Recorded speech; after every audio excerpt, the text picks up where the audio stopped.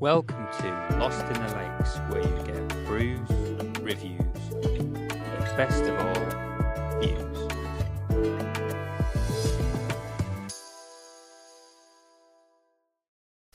Okay, so this one's going to be slightly different. I've got a new toy. It's the Garmin GPS-MAP67.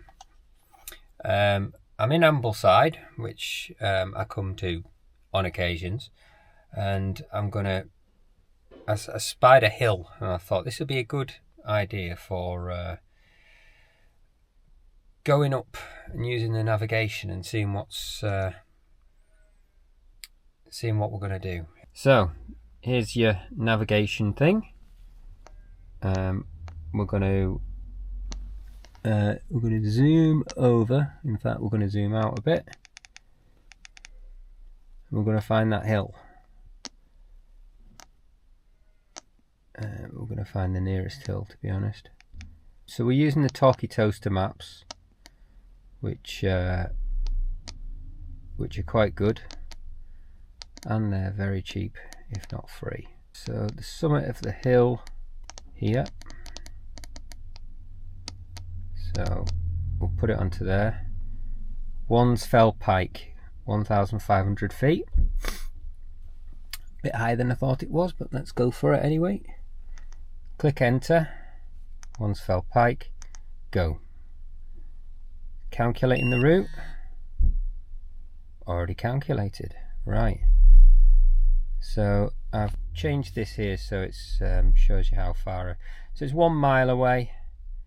It's quite good because it shows you what your arrival time. So 11:20. It says half an hour. Right. I think what I'll do is I'll join this footpath here and go straight up into the woods and pick up the navigation from there, because I think, or maybe that is the quickest route. Yeah. Okay. Scratch that. We'll just follow this up.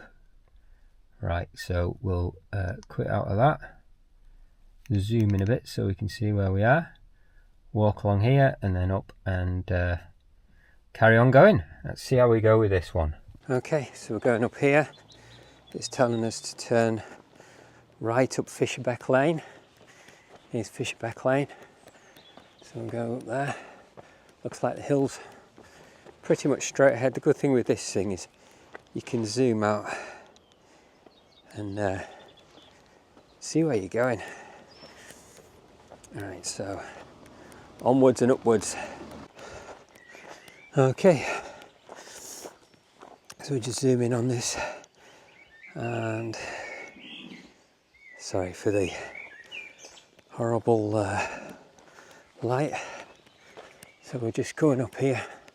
Looks like we're going up someone's back garden, but looks like the trail goes up and off to the left. So I'm just doing this as an experiment of what it's like if you've got one of these devices and you just spied a hill, found it on the map, and you just put it in and let the device do the work. Now, I always advise taking paper maps, but this one's very close to where we are, so, but it's again just an experiment to see what it's like.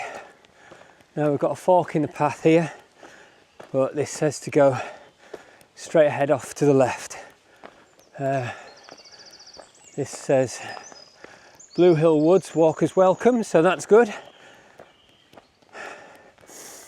And all the woodland smells are coming out now. And this sort of smell, the sound of the birds, always reminds me of summertime. And again, I've never been up here before. Just letting the device do its work and seeing where it leads me. See how good these things are now. You know, I've had these in the past. I had an old E-Trex. I had a device that was a bit of a failure called a Montera, very similar to a Montana, but it was Android. base rather than the Garmin own, and I think it was just trying to do too much too soon. And obviously mobile phones, it was basically a mobile phone without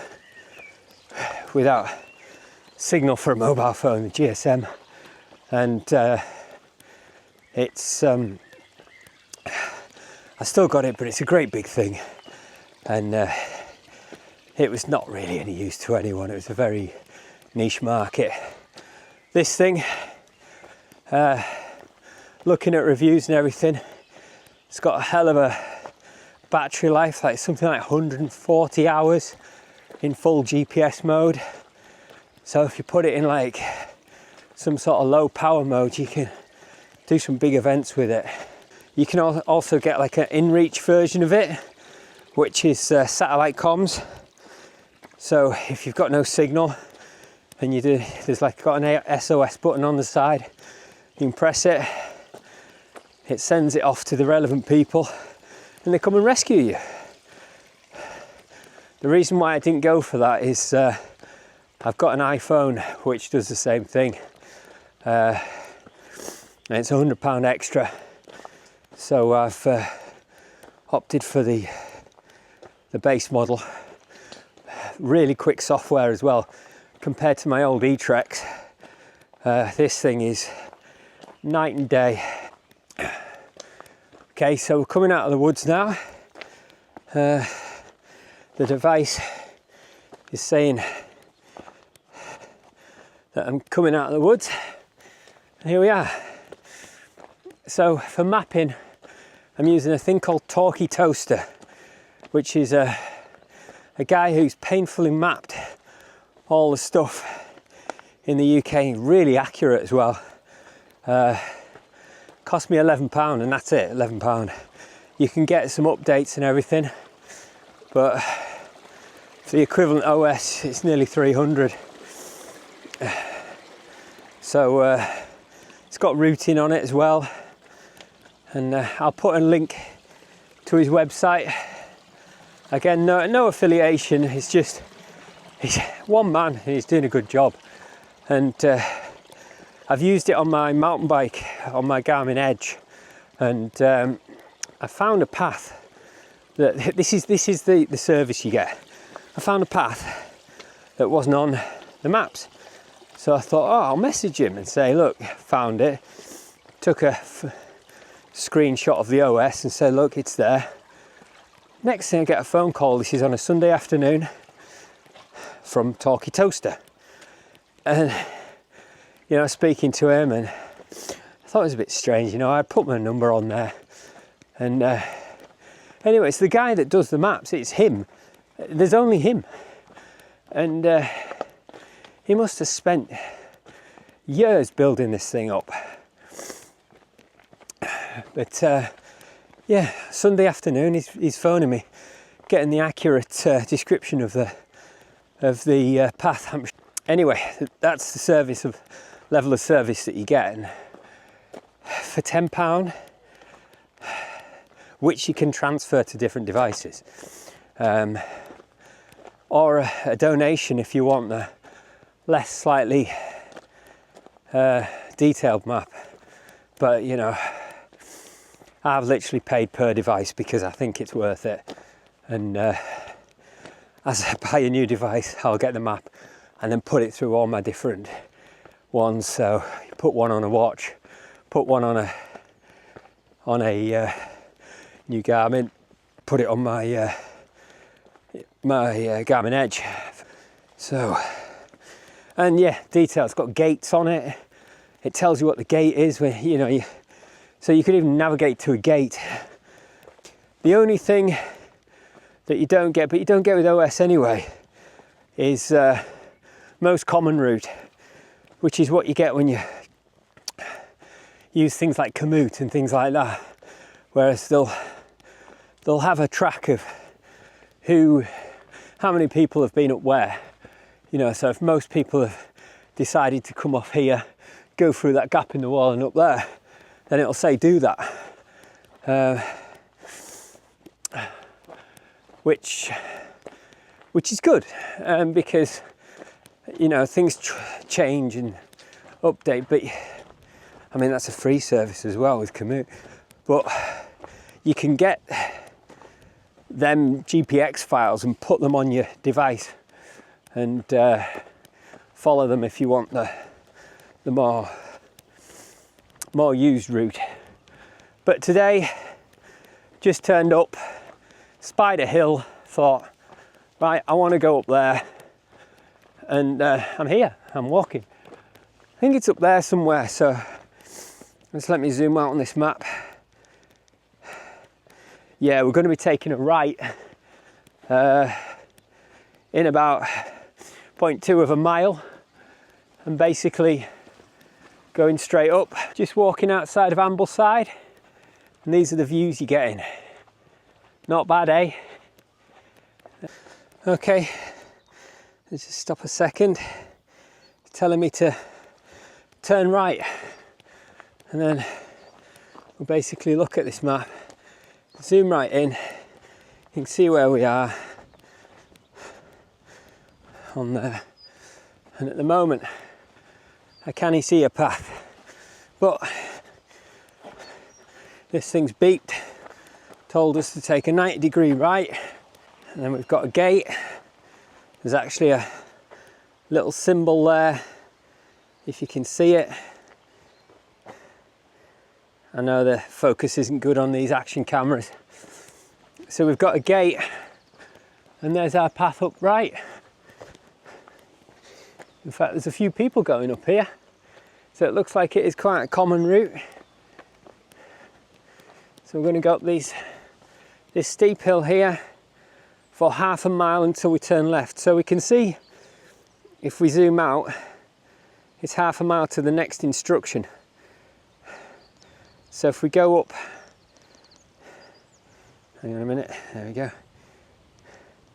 Go up to there, sorry for the shading. The next instruction is pretty much at the top, so you can see we've got half a mile. So Wansfell Pike, 0.48 miles, Wansfell, sorry, 1581. So we've basically got half a mile of climbing. If we press enter twice, we can go down to trip computer, go into that. Next distance, half a mile, ETA 1210. It's going to be a bit more than that. Trip odometer, so that's what I've done already. We're already at 654 feet, so we've got 900 feet to climb. We got time of day is 12 o'clock, so our ETA is 10 minutes. I think it's going to be a bit longer than that. This thing obviously does an average of, you know, there you go, there's your moving average. So that'll drop down and this time will go up. The ETA will go up. So you can come out of that, go to your maps. Oop.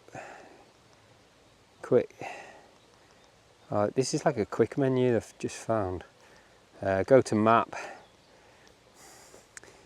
Go to there, map setup, dashboard. Go down to automotive, which I find if you want details. Look, half a mile. It's got your arrival time and your speed. It'd be nice if you could change all that, but it's something similar to what you're used to. Probably good for mountain biking if you want to put this device on a mountain bike. But yeah, it just, because I like the fact it's got an arrival time, but you can actually change that. But you've still got quite a big map to look at, so you can see the contours. There you go, you can see, just see the contours. And SAC T1, whatever that means, it's obviously trying to put a street name or something there. So half a mile. It says we're going to do it in 10 minutes. I think it's going to be a bit more than 10 minutes to climb up here. It's quite a steep hill. We'll just turn around. Ambleside's just in the valley there. And the good thing, like I like about this is it's not touchscreen. I know some people like it, but the interface is designed so it's not touchscreen, so it's quite easy to work, and you don't get any, in the wet, you don't get any phantom touches, which you sometimes do. Right, I'll bring you back when I'm a bit higher. Okay, just having a little play. I thought I'd put it on altitude, but it takes up half the map, which is all right, I suppose, when you're climbing. I thought you could see what your feet were. It'd be nice just to have one field that just says how high you're going. Maybe I'll have a little play and see what I get with it. Okay, so we've got this small data field. So there's one large data field that takes the whole thing up. But we've got speed, heading, height and trip OD. So basically I'm going on height and working out how long I think it'll take us to get to the top. And I'm pretty sure if you go into some advanced settings, you can change these to whatever you want. So you could have estimated time of arrival, time of day, or whatever you need. But you've got the time of day up in the top right there. So it's quite good. Right, I'll bring you back when I'm higher.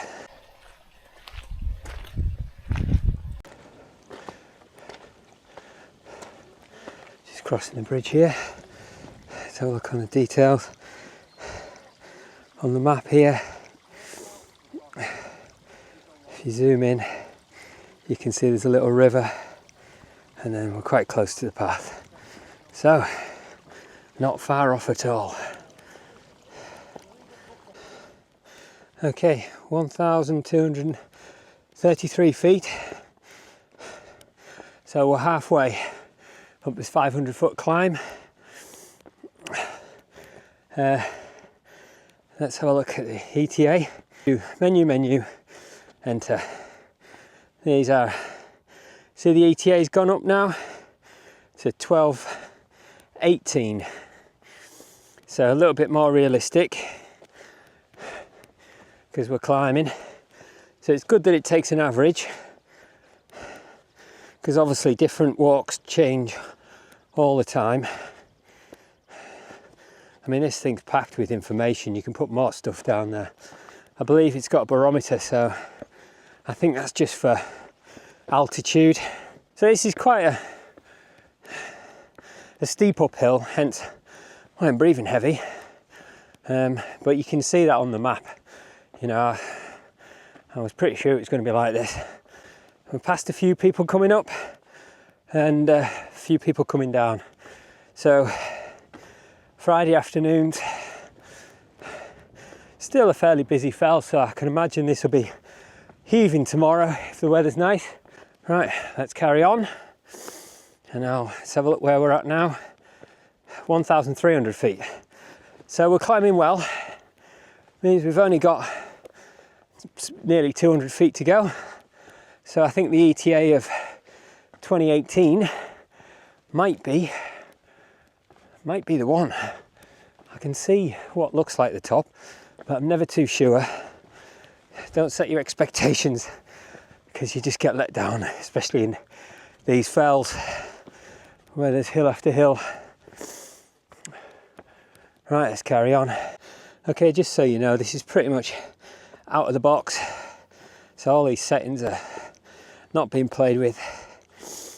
And, you know, put the map on, obviously, but you can buy a map if you want.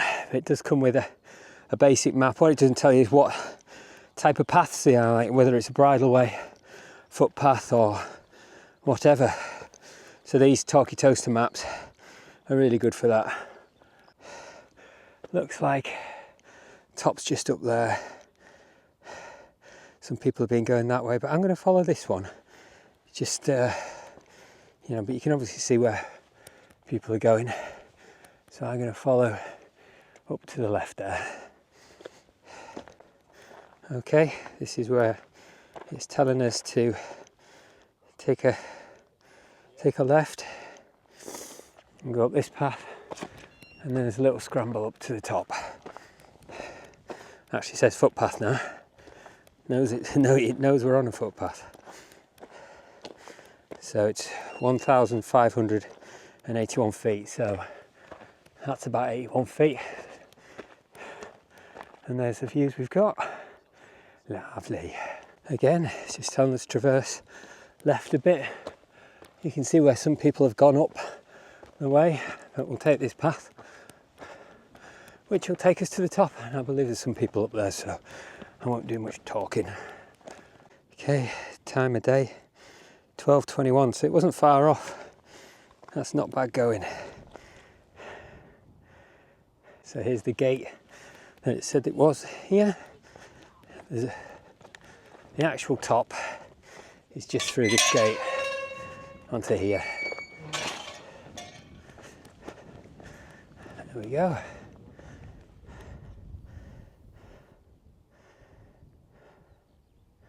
Okay, this is more of a viewpoint. And you can see Ambleside where we've just come from, and then the path just down there that snakes up there. Okay, so like I say, I've zoomed right in, so it did take us to the actual top. We're at this viewpoint. I'm going to stop navigation, shove it back down to where I think we were. We're a bit to the left, I think, up this little road. A little bit of parking there. There we go. We were at this point here. So if we press enter, Old Lake Road, go. We're back on it, elevation 1604, so we're a bit out probably with the weather. And then it's navigating us back down the same path and down the road. Let's have a look at our ETA. Quit.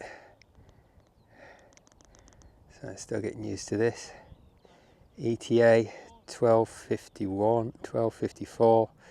So probably more accurate now because we've been moving. So our moving average has dropped a little bit. As we're going downhill, it'll be a little bit quicker. Right, back to the navigation. Oh, that's the alternator. So you can see what we've been doing. And map. There we go. We'll zoom back in, get ready, and we'll go down. Right, let's go back down. Like I say, the step seems a bit quicker going down. We'll see how long we can keep this up because it's quite a steppy path.